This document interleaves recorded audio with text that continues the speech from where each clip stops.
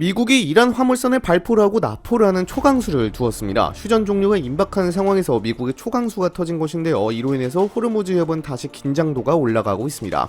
오늘은 이 내용 좀 제대로 보도록 하겠습니다. 바로 보시죠. 4월 19일에 미군은 호르무즈 해협 인근에서 이란 화물선에 함포 사격을 가하고 납포를 하는 강수를 두었습니다. 미 중부사령부 발표에 따르면요, 중국에서 출발하여 이란 반다르 아바스로 가던 이란 국적 컨테이너선인 투스카호가 납포되었다고 하는데요. 이 투스카호는 해상봉쇄 위반을 여러 차례 경고했다고 합니다. 6시간 동안 정지하라는 미 해군의 경고에도 불구하고 계속해서 해상봉쇄를 뚫으려 하니까 미 해군은 구축함을 동원하여 투스카호의 기관실에서 나오라고 명령을 한 후 5인치 MK-45 함포 여러 발을 발사하여 선박을 무력화시켰습니다. 이후 해병대를 보내서 선박을 납포하게 되었는데요. 미국이 이란에 대한 해상봉쇄를 실시한 이후 실제 무력을 동원하여 이란 선박을 저지한 것은 이번이 처음입니다. 물론 이전에 경고방송으로 이란 선박을 회항시킨 것은 여러 차례 있긴 했습니다만 실제로 무력까지 동원된 것은 이번이 처음이죠. 트럼프 대통령도 이날 트루스 소셜을 통해 이란 국적 화물선 투스카가 우리의 해상봉쇄를 뚫고 지나가려 했다며 길이 900피트, 항공모함에 맞먹는 거대한 선박이었지만 그들은 일이 잘 풀리지 않았다. 우리 해군은 엔진실에 구멍을 내는 방식으로 선박을 그 자리에 멈춰 세웠다라고 밝히기도 했습니다. 물론 이후에 이란군이 이에 대해 미군 함정에 대한 드론 공격을 했다고 주장을 하긴 했는데요. 이란의 군 중앙사령부인 하타말람비아 중앙사령부는 국영 매체를 통해 자국 선박을 납포한 미국에 대한 대응 차원에서 미군 군함을 타격했다며 미국의 해적 행위와 공격이 지속될 경우 군사적 대응도 계속될 것이라고 밝혔는데요. 아직 미군 피해 사실은 제대로 확인이 되지 않은 상태입니다. 그 전에 이란이 미 해군에 대하여 드론 공격을 했는지도 아직 확인이 되지 않은 상태입니다. 이어 트럼프 대통령은 이란의 최후 통첩성 경고를 보내기도 했습니다. 트럼프 대통령이 말하길 우리는 아주 공정하고 합리적인 제안을 했고 그들이 받아들이기를 바란다며 그러지 않으면 미국은 이란의 모든 발전소와 교량을 무너뜨릴 것이다. 순식간에 손쉽게 무너질 것이라고 말했습니다. 문제는 현재 휴전 협상 자체가 난항을 보이고 있다는 것입니다. 현재 미국 측 협상단은 파키스탄에 도착한 상황입니다. 그런데 이란은 미국의 휴전 위반을 이유로 협상단을 보내지 않고 있는 상황인데요. 당장 이란 국영통신사인 IRNA 보도에 따르면 이란이 2차 협상을 거부했다는 보도도 나오고 있는 상황입니다. 물론 이것은 이란 내부 소식통에 따라서 약간 이야기가 조금씩 다른데 어떤 곳에서는 협상을 하고 있다라고 말하고 있고 또 어디에서는 협상을 거부했다는 이야기가 나오고 있어서 이 부분은 좀 더 유심히 봐야 할 것 같은데요. 일단 이란은 미국이 해상봉쇄를 풀지 않으면 협상을 할 수 없다며 강하게 나오고 있는 상황이죠. 이에 반해 미국의 경우에는 이란이 호르무즈 해협에서 선박들에 대해 발포를 한 것이 휴전합의 위반이라고 주장하고 있어서 서로 양측 간 강대강 싸움이 이어지고 있는 상황입니다. 레바논과 이스라엘이 극적으로 휴전 합의를 하고 또 이란의 호르무즈 해협 개방 발표가 이어지면서 종전 협상이 이루어질 것이라는 전망이 있었는데 이게 무참히 깨져버리는 순간이었습니다. 문제는 그 다음입니다. 지금 협상 테이블 자체가 무너질 가능성이 점점 커지고 있다는 점입니다. 파키스탄 이슬람아바드에서 열릴 것으로 예상되는 2차 협상이 무산되거나 형식적인 만남으로 끝날 경우 상황은 완전히 다른 국면으로 넘어갑니다. 도널드 트럼프 대통령은 이미 22일 이후 추가 군사행동 가능성을 직접 언급했습니다. 만약 미국이 정말로 추가 군사행동에 나서면서 군사충돌이 재개되면 양상은 훨씬 더 거칠어집니다. 다시 전쟁이 크게 발생할 수 있는데요.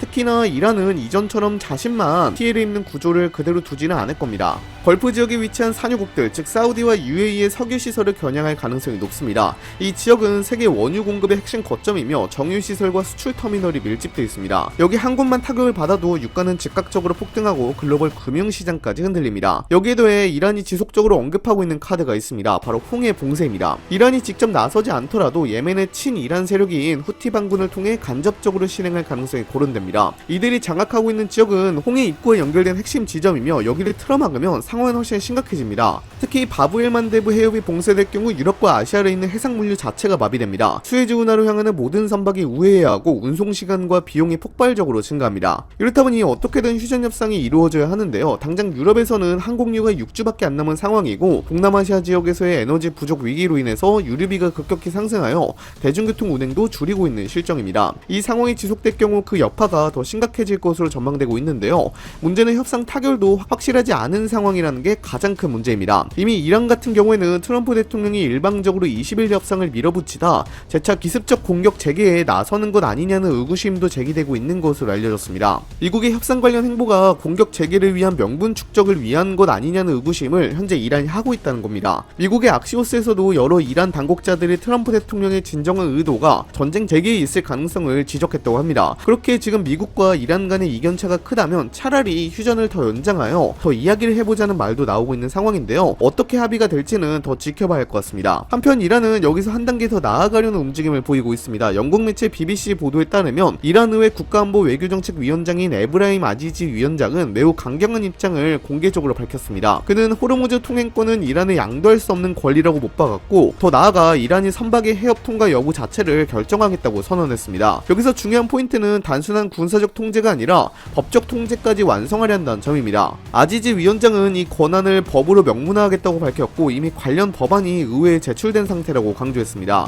이 법안은 환경보호, 해상안전, 국가안보를 근거로 하고 있으며 이란 헌법 제110조를 기반으로 추진되고 있습니다. 그리고 이 법이 통과될 경우 실제 집행은 군이 맡게 됩니다. 이는 곧 이란 혁명수비대를 포함한 군사조직이 호르무즈 해협의 실질적 관리자로 올라선다는 의미입니다. 이 발언의 의미는 상당히 큽니다. 지금까지 이란은 군사적 위협이나 봉쇄선언을 통해 해협을 압박해왔습니다. 그러나 이번에는 그 수준을 넘어서 국제해협을 자국 법률로 통제하겠다는 구상을 드러낸 것입니다. 다시 말해 호르무즈 해협을 국제 공용수로가 아니라 이란이 허가해야 통과할 수 있는 통제 구역으로 바꾸겠다는 시도입니다. 이는 국제해양 질서 자체를 뒤흔드는 접근입니다. 이러한 움직임에 대해 걸프 국가들은 즉각 반발하고 있습니다. 대표적으로 UAE 측은 이란의 해협 봉쇄 시도를 적대적 해적 행위로 규정했습니다. 단순한 외교적 비판이 아니라 국제법 위반에 가까운 강도 높은 표현입니다. UAE는 특히 이 조치가 현실화될 경우 단순히 호르무즈 해협에만 영향을 미치는 것이 아니라 전 세계 주요 해상수로에 위험한 선례를 남길 수 있다고 경고했습니다. 한 국가가 전략적 요충지를 법적으로 통제하기 시작하면 다른 지역에서도 유사한 시도가 이어질 수 있다는 우려입니다. 지금 상황에서 중요한 것, 이 갈등이 단순히 미국과 이란의 대치로 끝나지 않는다는 점입니다. 걸프 국가들까지 이해관계가 직접적으로 걸려있기 때문에 충돌의 범위는 훨씬 넓어질 수 있습니다. 특히 사우디, UAE 같은 산유국들은 호르무즈 해협을 통해 원유를 수출하는 구조이기 때문에 이란이 통행권을 제한하는 순간 경제적 타격을 직접 받게 됩니다. 이 경우 이들 국가가 군사적 대응에 나설 가능성도 배제할 수 없습니다. 지금 이 상황이 남의 나라 이야기처럼 들릴 수 있습니다. 그런데 전혀 그렇지 않습니다. 한국은 원유 수입의 대부분을 중동에 의존하고 있는 구조입니다. 그 중에서도 핵심 통로가 바로 호르무즈 해협입니다. 이 길이 막히는 순간 한국으로 들어오는 원유 자체가 줄어들거나 지연되기 시작합니다. 그럼 가장 먼저 반응하는 건 정유사입니다. 원유 수급이 불안해지면 재고를 지키기 위해 공급을 조절하게 되고, 이 과정에서 기름값이 빠르게 올라갑니다. 여기서 끝이 아닙니다.